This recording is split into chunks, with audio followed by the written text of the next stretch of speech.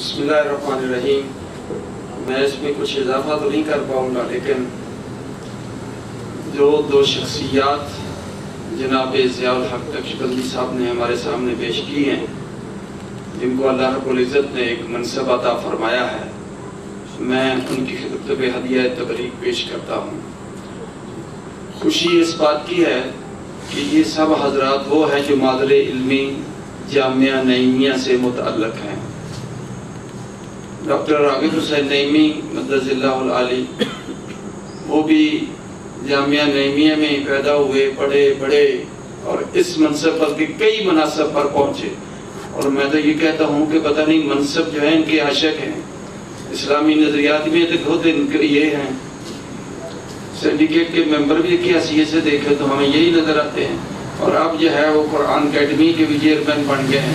اور یہ بہت بڑا منصب ان کو رب تعالیٰ نے ان کے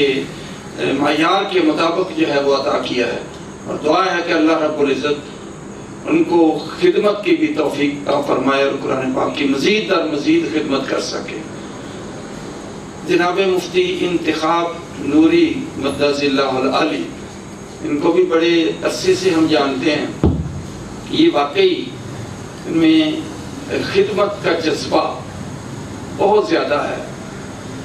اور خدمت کے جذبے سے یہ سرشار ہی رہتے ہیں، ہر ایک کی خدمت کے لیے تیار ہیں۔